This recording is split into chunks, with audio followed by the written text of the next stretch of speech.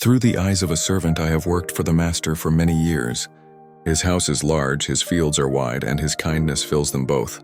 But no moment in all my service compares to the day his youngest son left, and the day he returned.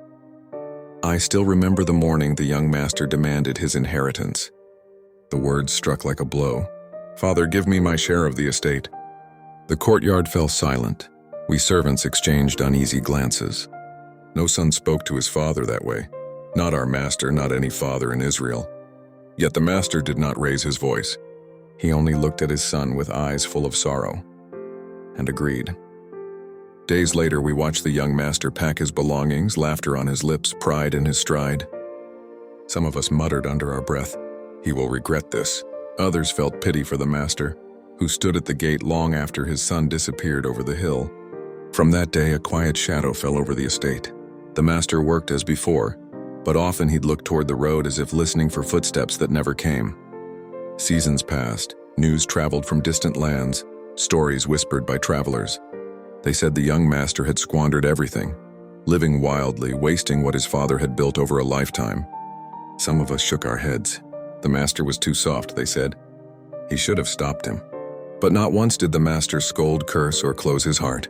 He simply waited. Then came the morning that changed everything. I was tending the livestock when I saw him.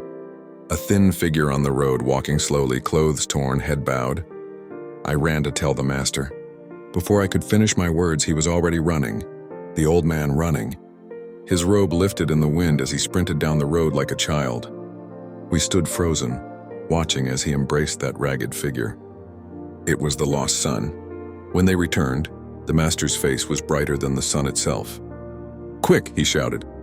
"Bring the best robe and put it on him." A ring for his hand, sandals for his feet. "Kill the fatted calf, we must celebrate. For this son of mine was dead and is alive again, he was lost and is found." Some of us rejoiced with him. Others whispered that it wasn't fair, that the faithful son who never left should be the one honored. But as I placed the robe on the young master's shoulders, I understood. The father wasn't rewarding success, he was restoring a relationship. That day I learned something about the heart of our master, and perhaps about God himself. He waits for the broken to return, not with anger, but with open arms. And when they do, all of heaven and even a humble servant like me can't help but celebrate.